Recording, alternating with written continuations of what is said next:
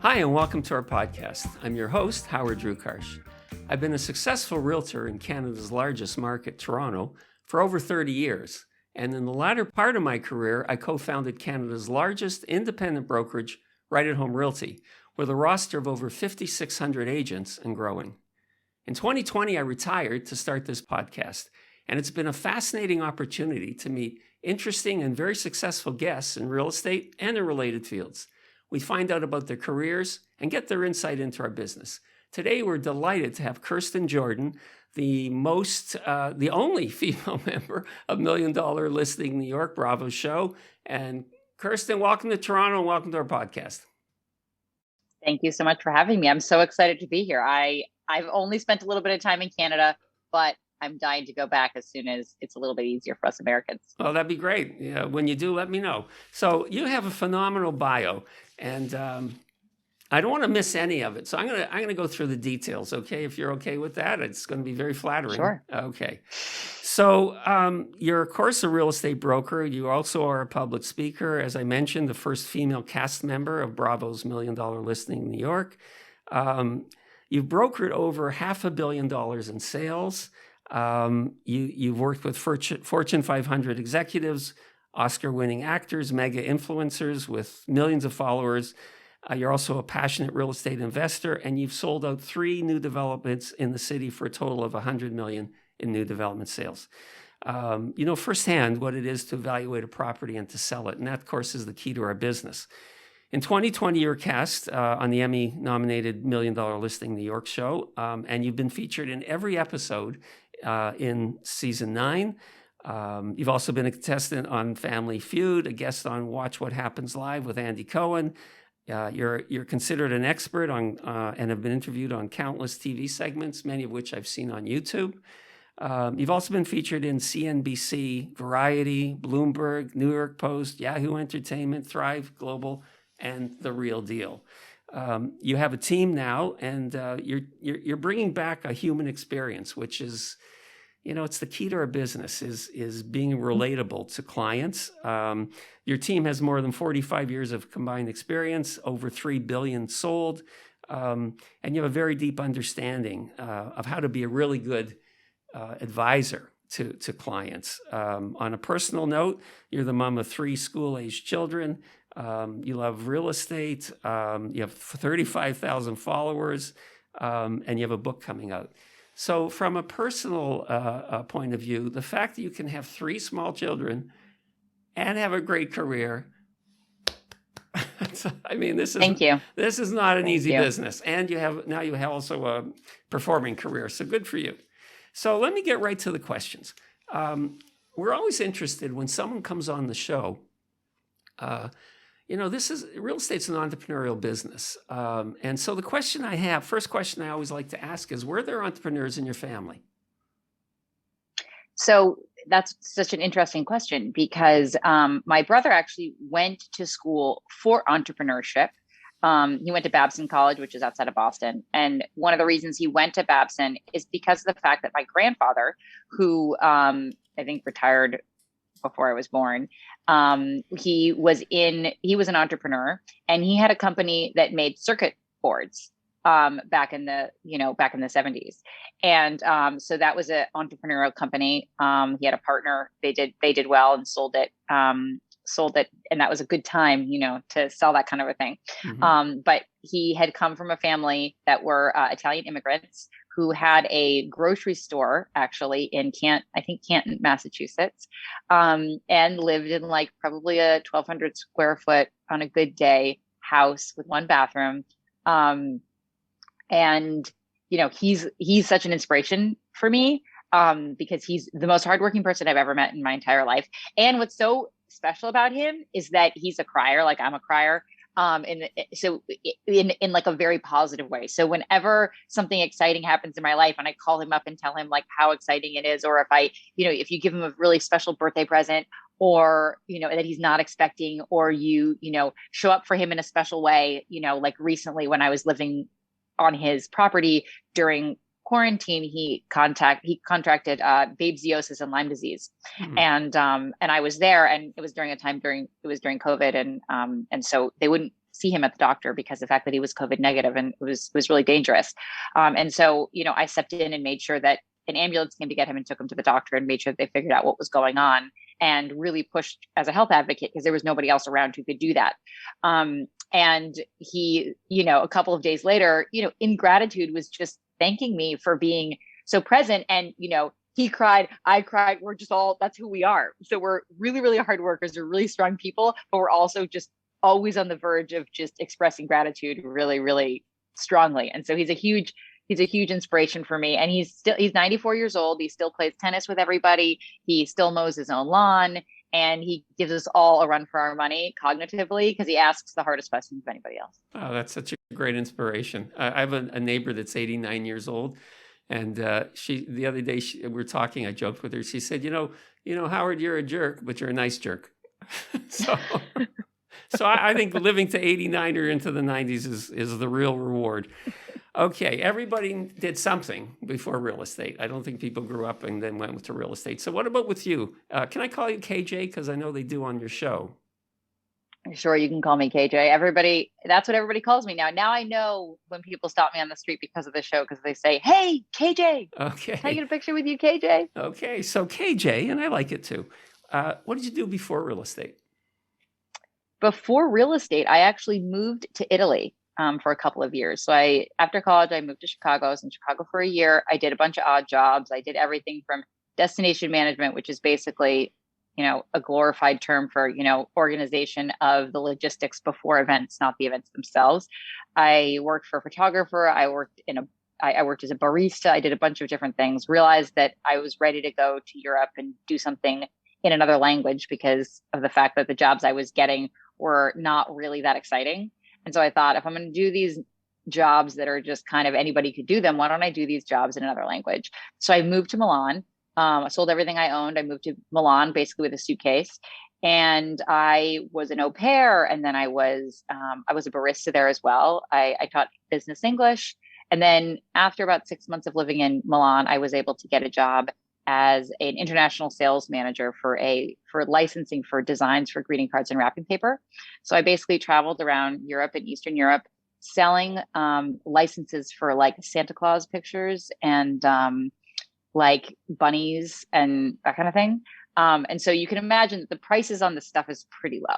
So I think I was making 24,000 euros a year off the books, which I was supposed to be really, really excited about at my, young age of like 22 years old or 23. And I thought to myself at some point when I realized that I should probably get out of Europe and go home after being there for a couple of years, that I probably could go into a different kind of sales job and make more money and hustle just as much, because I knew I was going to, hustle regardless, because I knew I was going to be a hard worker.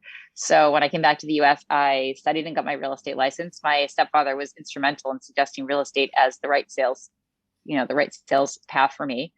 Because he said, you need to start selling bigger ticket items. You're meant for sales. Just go into sales. And that's how it all started. I think the people who do well in sales, the motivation is the challenge. Like there's a competition when you're in sales. And I really think you're doing it for your own benefit, to see how well you can do versus competing with anybody else. And that was what I enjoyed is, well, can I do as well as I did? But anyway, you've obviously done more than average in sales. So you and your grandfather were right.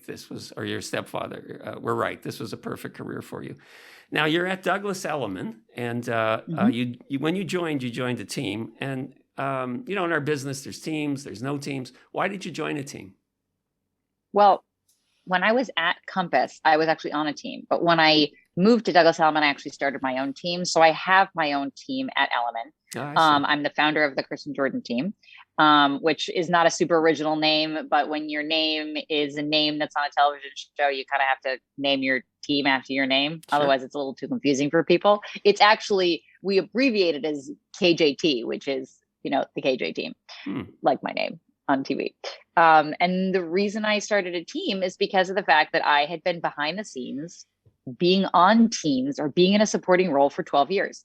And I just thought at this point, I'm on a television show. I've been doing this for long enough. If I don't start my own team now, I'm literally never going to do that. And it's the best thing I've ever done. It's so much more rewarding than I ever could have imagined the business to be. Before it was the kind of thing where I was still listening to how other people wanted to do things and keeping my mouth shut and biting my lip about the kind of, ways I wanted to do business. And then the other thing is that as a team member, I wasn't able to leverage my time. It's really hard to have the kind of support that you need when you're on a team, because of the fact that most teams are structured as the team members are the support for the, for the principal. And so, or the principals, if there's two. And what I wanted to do when I created my own team was to be able to have the agents be able to leverage their time so that they could be as productive as possible, and that there would be a level of the administrative work being taken care of by other, by staff that's on the team. So that they're really able to focus on their business and we're able to get them to that next level. And then I also wanted to do that for myself, because I knew that as soon as I got myself out of that rat race of having to do all the paperwork and being behind in all of the nitty gritty behind the scenes, which in Manhattan, and I know across the world in real estate, there's a lot of administrative paperwork, that I would be able to get to the next level in my business. And so for me, that was one of the main reasons I started a team. And then the other reason I started a team is because I actually wanted to pick the people I was working with and watch them grow. And right now, we're 6 months into the team. I have one of the team members has been here from day one, and she's grown so much in the short time period that she's been on the team. And there have been moments when I think she probably thought, oh my God, why am I doing this? And I was like, oh my God, why do I have people on my team who are new? And it's been so rewarding. And so it's something that is an unexpected part of the business, that you get really, really excited about watching team members grow and seeing them really get to their next step in the business, being able to close leads that they could never close before, bring in their sphere of influence, help them nurture those, and help them funnel through the sales process. It's interesting. The admin side of your team is also terrific. I've had a couple of emails as we tried to set this up, and just really, they emulate what you're like. They're very positive people, friendly people, and they're clearly like you, and they've learned from how you handle people. So you got a good team on the admin side too. We all went through a pandemic, and in Toronto, it brought developers into different ways of handling it. So in your world, how did things change once the pandemic hit in the Big Apple? Well, for us, we were really prohibited from showing for 3 months. So that was a big deal, because we were, it was basically illegal for us to show apartments as brokers.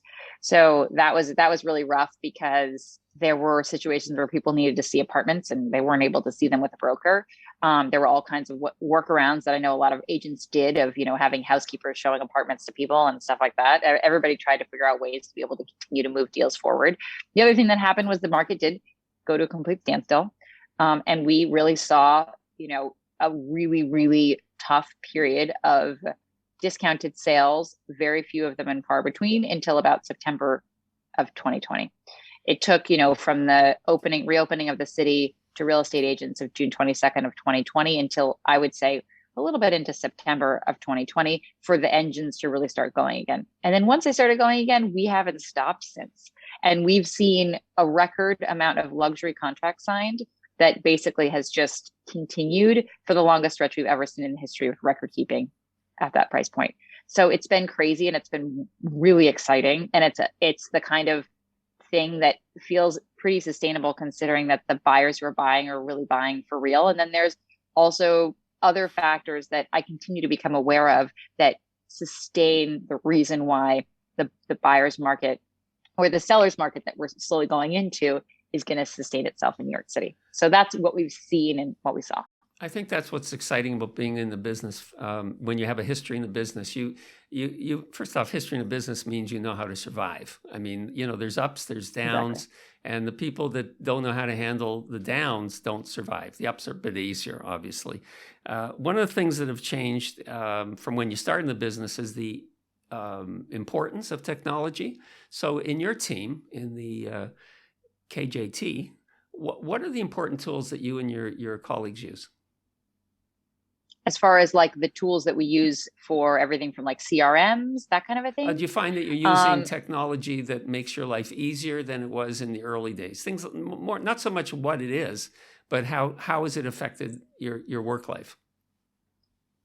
So when I was the assistant to a real estate agent, when I got into the business in 2008, there were no, or at least nobody was using them in my business. There were really no active, software that you were using for project management that were accessible to real estate agents. That was the kind of thing that was probably being done at another level for maybe consultants at Bain, for other kinds of industries. And I remember always trying to create checklists for myself that I would keep in one place so that I could remember for each listing exactly what had to be done, because I was a sole support for this person who was doing a tremendous amount of business. And that was probably the biggest limitation to scaling and being able to be more effective as her assistant, because my brain didn't work like that. I didn't come from industries that were systematized. I came from like kind industries of basically odd jobs. And then I had been in a little bit of sales with very little sales experience. And so I didn't really understand how that worked. And that dovetails into what we use. We use Monday.com right now as a project management system to be able to streamline checklists that have to do with listings and buyers. That's something that, we find to be pretty effective for making sure that we keep those checklists up to date. So I would say that's one thing that we use. The other thing that we do use is we do use WhatsApp, which is to create chats for different listings and different buyers. And what I find with that process that really helps is that it's twofold. The first thing that's super important with that is that we are able to categorize and be able to put all of the photos and conversations regarding one client into one place, so that if I took a couple snapshots of the listing presentation and I want to refer back to them, I can go into that chat and see that they're already there and I don't have to search on my phone for them. And then the other thing that's important is that when you're creating chats that are with also the client, then you're able to put another team member on that chat that's maybe operational or working from the office, and they're able to flag to you at the end of the day that your client maybe reached out and it's a text message that you might have missed because of the fact that you're out in the field showing all day. And that's something that we've used to our advantage. And I think for some people, they use Slack. Some people just use, iMessage. For us, WhatsApp works. But I think this idea of trying to be organized in these chat spaces is super important. And that's why, all kinds of companies do this now. And I think that as brokers become more like mini companies, it's trying to streamline all of the, information that's flowing all the time. I think you're right. I think that, and I started in the business, I like to joke about it, before cell phones. I mean, that's how far back. But the efficiencies are what have changed. In the early days, you would, at least in Toronto, the way it worked is you would go and inspect listings before you showed your client, this one, that one. So you knew what to eliminate. Now, people email the clients the listings. The clients go check them out. And then they just ask you to show them the ones they like. So that's a real efficiency booster. Sure. Moving on to things that have affected your career, what's the greatest advice anyone has ever given you? The number one thing that I think I took from my first mentor, who was the woman that was the broker that I worked for the first 6 years of my career, was that business creates business. And she wasn't super into networking. She wasn't super into any of this coaching stuff, which I love coaching, but she wasn't into that. She always felt that if you focused on the business would take care of itself and you would have more business. And that if you're focusing on those connections, that, it would always work itself out. And whenever I'm having moments where I feel like I have a dry spot in my business, I focus on that and I go back and I reactivate deals. I reactivate clients. I focus on the business and I don't focus on just networking. I focus on the business itself. And I do find that always generates the most revenue in a short time period. It's, that's such simple but great advice. When I was managing in real estate, I would tell people when they had dry spells, go to your warm contacts. Go back to people you've served because they know you. They want you to be successful. And obviously you and the other, your colleague figured it out. What's been your biggest success in real estate? I mean, you had lots. So, if you had to pick one. Well, my most exciting sale was a recent off-market transaction that I did at a building where I sold the apartment to the sellers that just sold it for 3.6 million, and that was in 2012, and they were able to just sell it for $10 million. And we sold it off market to a buyer who came to see it once and fell in love with it, and we were able to do this incredible deal.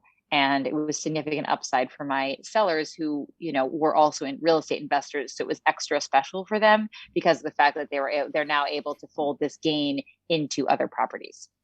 So did they name any of their kids after you, or? You would think that there would be a little bit more, really? Gratitude. That's but more. We're in the throes of the 1031 exchange right now. So right now we're all screaming and yelling at each other because it's a seller's market right now, and it's hard to get these opportunities. So it's something that we're really focusing on. Yeah, here too. I mean, the inventory levels are really low, and it creates a whole new craziness. So let me move on to other successes. Although the challenge, we talked about your successes. What about the challenges? What's been your biggest challenge, and what do you feel you learned from it? Honestly, my biggest challenge, well, there's a lot of challenges, but I guess the biggest challenge that I have really had over the years was during my childbearing years, was keeping in the business when things felt really, really bleak because of the fact that I wasn't adequately leveraging or outsourcing any of my business to other people. I was really kind of on my own as a broker, even though I was on teams when I was, when I had very, very little babies or when I was pregnant. And I think that what I learned from that is that it would have been better if I had actually just really hired somebody who was really going to take care of my business while I was on maternity leave, or whatever we want to call it as real estate agents after we have kids, because there's no real maternity leave. I think that's the number one thing that was the hardest for me, is that I don't think I did that right. And I would advise any mom or anybody who's going to be a mom to do it differently than I did it. It's but the beauty of the business is you can be a mom and you can be a real estate broker at the same time. Like with technology, with cell phones, that gives a lot of women a reason to think about it. Yes, it's 7 days a week, but first off, it's your own business, and you don't give up being with kids at the most important ages, right? I mean, that's exactly. That's super stuff. Almost done, because I know you got other appointments and you're busy, and I promised you it wouldn't be a long interview today. What projects are you working on now in New York City that you want to talk about? Well, we have a really exciting ground up new construction building that we've been working on. It's a really special project in Gramercy, off of Gramercy Park. It's on 23rd Street, and it's new construction. They're, affordable luxury. They're asking between 2.4 and $3 million. There are 2 bedrooms with home offices, beautiful Italian finishes, low monthlies, and that's called Gramercy North. It's located at 139 East 23rd Street, so that's very exciting. And then I have a really, really special building that's going to be coming to market in the East Village, which we're very, very excited about, which is called La Botanica, and it's across from the Botanical Gardens. It's a boutique building. We're going to be selling 4 units, and they're extremely, extremely special. So we're excited.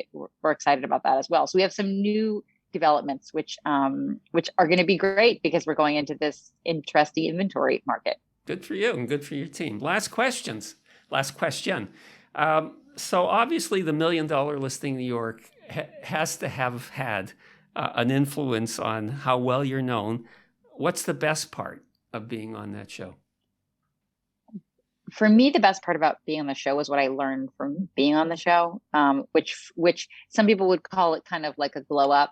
But for me, it was really treating myself like talent a little bit more, and realizing that when I'm in my best state, because of the fact that I've outsourced the things that I'm not good at, and I've walked away from those things, and I'm focusing on the part where I add the most value, that I'm giving the most and the best to my clients. And that's a service that I almost think about it as taking care of myself as a separate entity almost, and making sure that I keep myself in a real peak state because of the fact that I am the talent. And that's something that I never used to do before. I always used to think of myself as kind of the last person, that got priority. And when I've started to put myself as a priority, I don't think anybody's noticing it and thinking I'm such a crazy diva.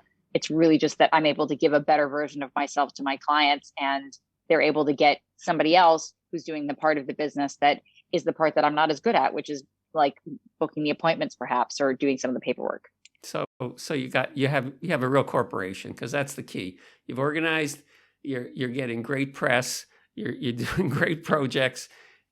I don't know if it can get much better, but one thing's for sure, we've come to the end of the podcast. I know you have something coming up shortly. So thank you. Kirsten Jordan, I want to thank you for being our guest and for squeezing this in. I, like many people, love watching you on television.